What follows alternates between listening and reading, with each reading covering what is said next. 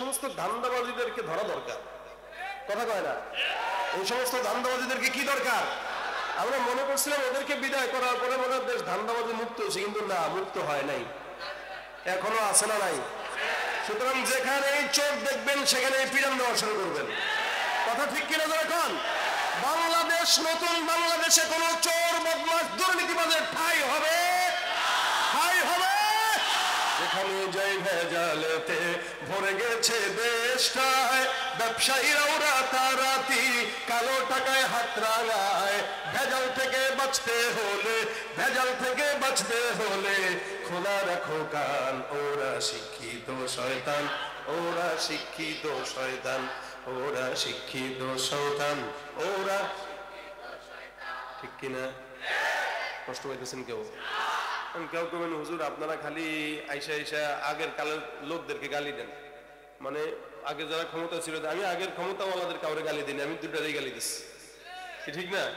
আমি যা বলতেছি এগুলো এমন ভাবে বলতেছি যেগুলো আপনি গায়ে নিতে পারবেন না যদি আপনি অন্যায় না করেন। অন্যায় করলে গায়ে নিবেন, কিন্তু যারা আগে ছিল এদের রাগ করার কোনো সুযোগই নাই, কারণ তাদের ক্ষমতাই নাই। আর সারা যারা সামনে আসার সম্ভাবনা আছে তারাও রাগ করার সুযোগ নেই, কারণ তারা আসেই নাই। ঠিক কিনা? সেখানে আমাদের কথা দুর্নীতির বিরুদ্ধে, ঠিক কিনা ধরে কন? আমাদের কথা কাদের বিরুদ্ধে? আমাদের কথা দুর্নীতির বিরুদ্ধে, চোরের বিরুদ্ধে, সন্ত্রাসের বিরুদ্ধে, হকের পক্ষে। কথা ঠিক কিনা বলেন? হক আছে যেখানে, কোরআন আছে যেখানে, ইসলাম আছে যেখানে, নতুন বাংলাদেশ আল্লাহ আমাদেরকে সুন্দর বাংলাদেশ দান করে। জোরে বলেন আমিন। আমরা সুন্দর দেশ চাই, সুতরাং সিন্ডিকেট টিন্ডিকেট ভেঙে দেওয়া দরকার। যাই হোক, সম্পদ দরকার, চাবো কার কাছে? বলেন বলেন। দোকানে বসে আছেন, সম্পদ নাই, বেচা কিনে নাই, চাবেন কার কাছে? এই যে মুশকিল হলো এইটা, আল্লাহর কাছে চাইলেই আল্লাহ দেয়, কিন্তু যেগুলো না চায় ধান্দাবাজি করে কামায়, এগুলোর সম্পদ বেশি দিন টিকে না। দেখেন, এই যে গত বছর যারা ক্ষমতায় ছিল, এদের একজনেরও টাকা পয়সা সততার টাকা পয়সা না। কথা ঠিক না? জনগণের টাকা চুরি করেই তো করছে। এই জন্য ক্ষমতা যাওয়ার সাথে সাথে ঘরবাড়ি করে দিচ্ছে। সম্পদ যেভাবে আসবে ওভাবেই যাবে। আর আপনি যদি আল্লাহর কাছ থেকে চেয়ে নিতেন, তাহলে আপনার সম্পদ 14 পুরুষ খেয়ে যেতে পারত। আল্লাহ পাক তো আমল শিখাই দিয়েছেন, বান্দা টাকা লাগবে ইস্তেগফার কর। এবার হাসান বসরি কাছে আরেকজন এসে ডাকতে কয়, হুজুর আমার ক্ষেতের মধ্যে ফসলে বরকত হয় না। কয় যাও কি বড়? আরেকজন এসে কয়, হুজুর আমাদের নদীর পানি শুকিয়ে গেছে। কয় যাও তুমি ইস্তেগফার করো। মানে যারাই আসে আমল কয়টা? যেমন গ্রাম দেশের কিছু ডাক্তার আছে, কোন অসুস্থতা হওয়া মানে নাপা এক্সট্রা আসেনি। জ্বর হয়েছে ভাই নাপা এক্সট্রা, ঠান্ডা লাগছে নাপা এক্সট্রা, গলা ভাঙছে নাপা এক্সট্রা, পারলে আমারও দেয়, মানে নাপা এক্সট্রা দিয়ে সব সারে। হাসান আল বসরির এই সমস্ত কার্যক্রমে তার কিছু মুরিদ দেখা, হুজুর বুঝলাম না, আপনারা তো বহুত বড় বুজুর্গ আলেম মনে করছি, আমল যে একটা দিয়ে চালায় দেন সব, নাকি আর কোনো পারেন না নাকি? হাসান বসরি কয় যে আমলটা আমি বললাম, আমলটা আমার দেওয়া নয়, এটা স্বয়ং আল্লাহ পাক রব্বুল আলামিন কালামের মধ্যে উম্মতকে গোটা জাতির বান্দাকে দিয়েছেন। সুবহানাল্লাহ। আমার আল্লাহ রাব্বি বলেন, ফাকুল তুস্তাগফিরু রাব্বাকুম ইন্নাহু কানা গফফারা। কেউ যদি ইস্তিগফার করে যত গুনাহ থাক, আমি আল্লাহ বান্দার সব গুনাহগুলোকে maaf করে দিব। 2 নাম্বার, ইউরসিলিস সামাআ আলাইকুম মিদরারা। কেউ যদি আল্লাহর দরবারে যায়, যদি বৃষ্টি না হয়, আমার আল্লাহ বলেন আল্লাহর কাছে ইস্তিগফারের আমলের মাধ্যমে আমার আল্লাহ আসমান থেকে বৃষ্টির ফয়সালা করে দিবেন। সুবহানাল্লাহ।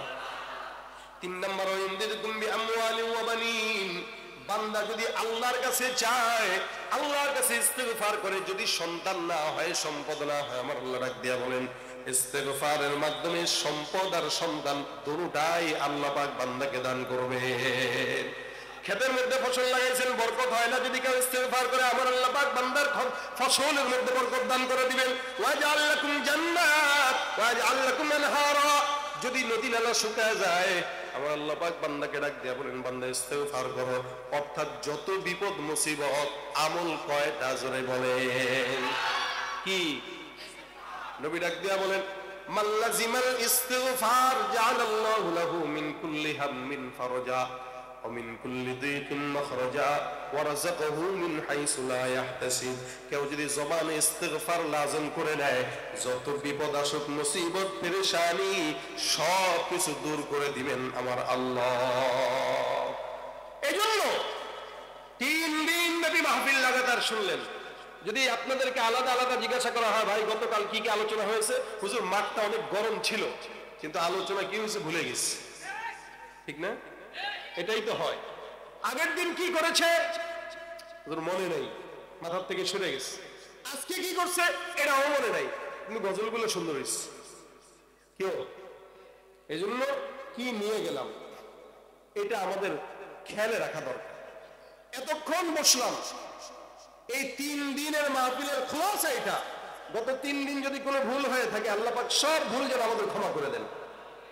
এই জন্য আজকে বাসা পর্যন্ত যারা যাব, প্রত্যেকে একটা আমল নিয়ে যাব, আস্তাগফিরুল্লাহ। কি বলেন? আবার বলেন। বিপদে পড়ছি আস্তাগফিরুল্লাহ, মুসিবতে আছি আস্তাগফিরুল্লাহ, ঝামেলায় পড়লাম আস্তাগফিরুল্লাহ, জেহেন দুর্বল আস্তাগফিরুল্লাহ, টাকা নাই ব্যবসায় বসে বসে আস্তাগফিরুল্লাহ, দোকানপাটে যাচ্ছি আস্তাগফিরুল্লাহ, হুন্ডা চালাচ্ছি আস্তাগফিরুল্লাহ, বিবিকে বলবেন রান্নাবাড়ি করার সময় বলবো আস্তাগফিরুল্লাহ। যেই হালতে যে যখন থাকেন, প্রত্যেকটা হালতে বলেন, জোরে বলেন। রাসূল বলেন, আমি নবী হওয়ার পরে প্রতিদিন 100 বার পড়তাম। কয়বার? নবীজি প্রত্যেক দিন 100 বার পড়তেন। আমাদের তো ভাই 1 কোটি বার পড়া দরকার। আমাদের গুনাহ রাসূলের চেয়ে কম। হ্যাঁ, নবী সাল্লাল্লাহু আলাইহি ওয়াসাল্লাম যদি নিষ্পাপ মাসুম হওয়ার পরেও 100 বার পড়ে, আপনার আমার তো 1 কোটি বার পড়া দরকার ছিল, কিন্তু আমরা 1 কোটি বারকে একবারও পড়ি না। সেই ক্ষেত্রে আজকে থেকে নিয়ত করেন, প্রত্যেক দিন কমাস কম নবীর সাথে যেন মিলে যায় 100 বার করে পড়বো। কিন্তু বর্তমান জামানায় নারীদেরকে আপনারা যদি দেখেন, রাস্তাঘাটে নারীরা হাঁটে, পরপুরুষ দেখলে ওড়না ঢালবে তো দূরের কথা, বুকে যেটা থাকে সেটাও একবার সরায়া দেখায় দেয়। আর সব জায়গায় তো নারী আছে, আলহামদুলিল্লাহ মাশাআল্লাহ, ভালো নারী তো আছে, তাই না? ভালো আছে, তবে খারাপের সংখ্যাই বেশি। মার্কেটে যাবেন নারী, বাজারে যাবেন নারী, সংসদেও ছিল নারী, সংসারেও নারী, সব জায়গায় নারী। আমরা ঘর জামাই হয়ে বসে আছি শ্বশুর বাড়ি, কিনা জোরে কন। আর এই নারীদেরকে, অবলা জাতিদেরকে সমান অধিকারের নামে একদম রাস্তায় নামায় দিয়েছে। এখন নারীরা আমরা নারী, আমরা সব পারি। প্লেনও চালায়, অটোও চালায়, হুন্ডাও চালায়। এক সময় দেখলাম পুরুষরা হুন্ডা চালাইতো, নারীরা পিছনে বসা থাকতো। এখন নারীরা চালায়, পিছনে পুরুষ বসা থাকে। কথা ঠিক কিনা? এখন আর পুরুষটা বিয়ে করে না, পুরুষটা বিয়ে বসে, নারীরা বিয়ে করে। কি ঠিক নেই? হুজুর আমি আমার জামাইরে তালাক দিছি, তালাক হয় নাই, বুঝছেন? আরে ভাই, আপনারা শুনছেন এই সমস্ত ফতোয়া ইফতার বিভাগগুলোতে আসে, নারী স্বামীরে তালাক দেয়, তার মানে নারী স্বামীরে বিয়ে করছে। যেই পুরুষে আগে বিয়ে করতো, এখন পুরুষ বিয়ে বসে, নারী বিয়ে। নারী স্বাধীনতার নামে এলো কলঙ্কের জোয়ার, নারী স্বাধীনতার নামে এলো কলঙ্কের জোয়ার, একই নারীর অধিকার কখন জানি শেষ হবে এই অশ্লীলতা। ওয়ার্ড কমিশনার থেকে ইউনিয়ন পরিষদে, ক্রমান্বয়ে দেখো রে ভাই একেবারে সংসদে, নারী থাকবে সুখের ঘরে, এত কষ্টের কি দরকার, একই নারীর অধিকার কখন জানি শেষ হবে এই অশ্লীলতার। ঠিক না? স্বাধীনতা আসলে ইসলাম নারীদেরকে সমান দিছে না বেশি দিছে? কি বলেন? বেশি দিছে না? এখন স্বাধীনতা চায় কারা, এটা বুঝতে হবে। শিয়াল দেখবেন একটু চায় মুরগি একটু স্বাধীনভাবে ঘুরুক, বুঝেন নাই না? কথা বুঝেন না আপনারা? শিয়াল কি চায়? মুরগি স্বাধীনভাবে ঘুরুক। বিড়াল চায় ইলিশ মাছটা খোলাই থাকুক, ফ্রিজে না ঢুকুক। ঠিক না? ফ্রিজে ঢুকলে খেতে পারবে না। শিয়ালে বুঝে যে মুরগি ঘরে থাকলে আর খাওয়া যাবে।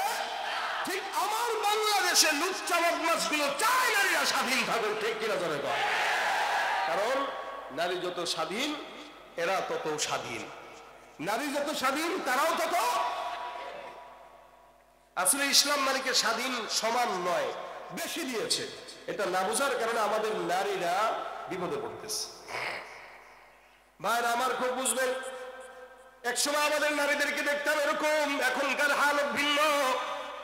আমি আমার নিজের ছোটবেলার কথা যদি বলি, একসময় গ্রামগঞ্জে আমরা দেখতাম আমাদের মারা, আমাদের খালারা, আমাদের বাবারা, আমাদের দাদারা সকালবেলা ঘুম থেকে জেগে সূরা ইয়াসিন তেলাওয়াত না করে কোনোদিন ঘরের কাজে হাত দিত না। বিকেলবেলা সূরা ওয়াকিয়া, রাত্রিবেলা সূরা মুলক তেলাওয়াত করত। প্রত্যেকদিন কমস কম ৩-৪ বার তেলাওয়াত করত। ঘুম পাড়ানোর সময় লা ইলাহা ইল্লাল্লাহ জিকির করে করে আমাদের মারা আমাদেরকে ঘুম পাড়াইতো। আমার এখনো মনে আছে সকালবেলা যখন ঘুম থেকে জাগতাম ছোটবেলায়, আমার ঘুম থেকে জাগতাম আমি আমার বাবার কণ্ঠের তেলাওয়াতের আওয়াজে। আমার বাবা আলেম না, যেমন মোহতামিম সাহেবের বাবা অনেক বড় আলেম, যার কারণে উনিও আলেম। আমার বাবা সাধারণ মানুষ, সারা জিন্দগি প্রায় 40 বছর সচিবালয়ে চাকরি করছেন। তবলিগের মেহনতের কারণে আমাকে আলেম বানাইছেন। কিন্তু আলহামদুলিল্লাহ আমি মাঝে মাঝে বলে আমার চাইতে আমার বাবার আমল 100 গুণ বেশি। আমি ছোটবেলায় আমার বাবাকে দেখছি, এখনো পর্যন্ত দেখি 76 বছর হয়ে গেছে। 5 ওয়াক্ত নামাজ আযানের 10 মিনিট আগে মসজিদে যায়। আমার বাবা এমন একজন বান্দা, যে বান্দাটা মসজিদে সবার আগে ঢুকে বের হয় সবার শেষে। এটা আপনার বাবার সঙ্গে আপনি মিলায় দেখেন, তার সাথে আপনার আমলের মিলবে না, সে উপরে আপনি নিচে। কারণ সে যে আমার রাসূলের জামানার নিকটে। এক সময় আমাদের ঘুম ভাঙতো, আমার ঘুম ভাঙতো আমার বাবার কোরআন তেলাওয়াতের আওয়াজে, আমার ঘুম ভাঙতো আমার মায়ের জিকিরের আওয়াজে। আর বর্তমান সন্তানদের ঘুম ভাঙে মা বাবার মোবাইল, ফেসবুক আর ইউটিউবের আওয়াজে। বাস, এত জোরে আওয়াজ দিলেন, তার মানে এটাই বাস্তব, ঠিক না? সব জায়গায় হালত এক। মা ঘুমের আগে মোবাইল দেখে, বাবাও ঘুমের আগে মোবাইল দেখে। সন্তান তাকায় দেখে কিরে মাও মোবাইলের দিকে, বাবাও মোবাইলের দিকে। ঘুম থেকে তাকায় দেখে মাও মোবাইল চালায়, বাবাও মোবাইল চালায়। এই কারণে 5 বছরের সন্তানটাও মোবাইলের আবদার করে বসে, ঠিক কিনা? এটা হলো জামানার পরিবর্তনের হাল। এই কারণে গুনাহের আসবাবে মাসিয়াটাও বেশি, এমন বেশি বেশি আসবাব, গুনাহের আসবাব। আল্লাহ পাক রব্বুল আলামিন বলে এই জামানার মধ্যে এত গুনাহ যখন হয়ে যাবে, তখন বান্দাদেরকে আমি আল্লাহ পাক রব্বুল আলামিন একদম নিরাশ না করে বান্দাকে আমি আল্লাহ বললাম, এই বান্দা ফাকুল তুস্তাগফিরু রাব্বাকুম ইন্নাহু কানা গফফারা। বান্দা ইস্তিগফার করো, নিশ্চয়ই আল্লাহ তিনি ক্ষমাশীল। আপনার আমার মায়ের চাইতে, বাবার চাইতে আমার প্রতি আল্লাহর ভালোবাসা বেশি না কম? আরে বেশি বলেই তো আল্লাহ পাক আমাদেরকে এখানে বসায় রাখছে। কি বলেন? কথা বুঝে না এরা? ও ভাই, এই যে আমরা বসলাম, আল্লাহ আমাদেরকে মহব্বত না করলে আসতে পারতাম? হ্যাঁ, আতা ইবনে আবি রাবাহ রাহমাতুল্লাহ আলাইহি, আপনাদের সূত্রে একটা কথা মনে আসছে তাই বলতেছি। আতা ইবনে আবি রাবাহ বিখ্যাত একজন তাবেঈ ছিলেন। উনি একবার রাত্রিবেলা তাহাজ্জুদের সময় উঠে দেখেন উনার দাসী তাহাজ্জুদের নামাজে বসা, বসে বসে দোয়া করতেছে, আল্লাহ তুমি যে আমারে ভালোবাসো, এই বিনিময়ে আমাকে ওই জিনিসটা দাও। আল্লাহকে মোনাজাতে বলতেছে, আল্লাহ তুমি যে আমাকে ভালোবাসো, এই বিনিময়ে ওইটা দাও। এটা হলো মেয়েদের স্বভাব। দেখবেন মেয়েরা স্বামীর এই কোটের বুতাম লাগায় দিবে, পাঞ্জাবির বুতাম লাগায় দিবে, আর বলবো জান, বলে কি তুমি আমাকে ভালোবাসো না? তো বাসি তো বাসলে আমি একটা জিনিস চামু দিবেন। চালার লেগে আমার ভালোবাসার সঙ্গে কি মিল আছে? না বলেন না, ভালোবাসেন তো, বাসেন তো, বাসেন তো, কেন না কেন না? এর পোলাপান মানুষ এগুলো বুঝবে না, কারণ এগুলো অধিকাংশের বউ নাই। কিন্তু তোমরা চাও বউ হোক নাকি? বয়স হোক। কারা কারা বিয়ে করে নাই? হাতটা তোলো দেখি। বিয়ে করে নাই কারা কারা? কারা কারা করে নাই? হ্যাঁ, এই কয়জনই? আওয়াজ হোক, নারায়ে তাকবীর। এই আওয়াজে বউ জুটবে না। লিল্লাহে তাকবীর। এবার জুটার ইচ্ছা আছে, আশা আছে। আল্লাহ জুটায় দেখ, বয়স হইলে, এখন না। সবই বুঝে। তাই একটা বিবিদের আদত হইল স্বামীদেরকে এভাবে বাইশ করে, আপনি আমার মহব্বত করলে ওইটা দেন, ওইটা দিয়েন, ওইটা দিয়েন। আতা ইবনে আবি রাবাহের দাসী বলতেছে, আল্লাহ তুমি আমার মহব্বত করো, মহব্বতের বিনিময়ে ওইটা দাও। আতা ইবনে আবি রাবাহ ডাক দেয়া বলতেছেন, কি বলতেছে উল্টাপাল্টা, বরঞ্চ এই কথা বলো যে আল্লাহ আমি তোমার মহব্বত করি, এই বিনিময়ে ওইটা দাও। দাসী বলতেছে, হুজুর না না না না, আমি আল্লাহরে কি মহব্বত করি, আমি আল্লাহরে ভালোবাসি না। তো মানে কি, আমার দিল এতটুকু, আমি কেমন আল্লাহরে ভালোবাসবো? আর আল্লাহ পাকের দিলের সীমা নাই, তা আল্লাহ মহব্বতের সীমা নাই। সুবহানাল্লাহ কয় না? আমি এই জন্য বললাম, আল্লাহ তুমি আমাকে মহব্বত করে মহব্বতের উসিলা দাও। কেন বলছি জানেন? আতা ইবনে আবি রবাহ বলে, কেন বলছো বলো? চতুর্দিকে তাকায় দেখেন তো কত বাড়ি ঘর আছে। ও দেখলাম প্রত্যেকটা বাড়ি ঘরের মানুষগুলো ঘুমন্ত। আল্লাহ পাক এতগুলো মানুষের মধ্যে আমাকে যে মহব্বত করেন, এটার আলামত হলো আমাকে গভীর রাতে উঠায়া যায় নামাজে বসায়া তার কদমে সেজদা দেওয়া দিয়েছেন। হাজার হাজার মানুষ আপনাদের তজুমুদ্দিনে আছে না? সবাই কি মাহফিলে আসছে? আরো অনেক মানুষ আসছে এখনো চটপটির দোকানে। এখানে আল্লাহ আনছে কিন্তু ভিতরে ঢুকায় নাই। আল্লাহ তোর সীমা এতটুকুই, তুই এর বেশি যেতে পারবি না। আর আপনাকে আমাকে কান ধরে যে বসাইছে, আল্লাহ তুই বসেই থাকবি, কারণ তোর আমি মহব্বত করি। আল্লাহ আমাদের মহব্বত কতটুকুন করেন? রাসূল বলেন মহব্বত, প্যার, ভালোবাসা, মায়া, এটা যখন আল্লাহ পাক বানান 100 ভাগে ভাগ করেছেন। কয়শো? আল্লাহ নবী বলেন 100 ভাগে ভাগ করার পর 1 ভাগ মহব্বত সারা জমিনের মধ্যে আল্লাহ পাক ছড়ায় দেয়। ইনসান, জিন্নাত, ফারিস্তা, মাখলুকাত সবার মধ্যে 1 ভাগের কিঞ্চিত মহব্বত নিয়ে সন্তানের প্রতি মা বাবার মহব্বত যদি এত হয়, 1 ভাগের কিঞ্চিত মহব্বত নিয়ে বিবির প্রতি স্বামীর মহব্বত যদি এত হয়, আমার নবী বলেন বাকি থাকলো কয় ভাগ? 99 ভাগ। রাসূল বলেন বাকি 99 ভাগ মহব্বত শুধুমাত্র আল্লাহ বান্দাকে ক্ষমা করার জন্য আল্লাহর দিলে রেখে দিয়েছে। তুমি পারো করতে মোচন অভাব দুঃখী লোকে, তুমি পরম মুক্তি দাতা মালিকে জগতের, তোমার কাছে চাই যে পানা, তোমার কাছে চাই যে পানা, আমরা প্রতিদিন তোমার দয়ায় পূর্ণ আমার সারা নিশিদিন। আল্লাহ তুমি দয়ার সাগর, আল্লাহ তুমি দয়ার সাগর, রহমানুর রহিম, তোমার দয়ায় পূর্ণ আমার সারা নিশিদিন। কার দয়া? এই জন্য আমার আল্লাহ পাক রব্বুল আলামিন বান্দাকে কতটুকু দয়া করেন দেখেন। কোন বান্দা যদি গুনাহ করে, ইচ্ছা যদি করে, আল্লাহ পাক রব্বুল আলামিনের কাছে তওবা করবে, আমার আল্লাহ পাক বান্দার তওবা কবুল করে নেয়। নবী করিম সাল্লাল্লাহু আলাইহি ওয়াসাল্লাম বলেন মান হাম্মা বিহাসানাতিন, কেউ যদি একটা নেকির কাজের নিয়ত করে, আমার আল্লাহ পাক রব্বুল আলামিন নেক কাজের নিয়ত করার পরে নেক কাজটা যদি নাও করে, আল্লাহ পাক ওই বান্দার আমলনামায় পরিপূর্ণ নেকের সওয়াব দান করে দেন।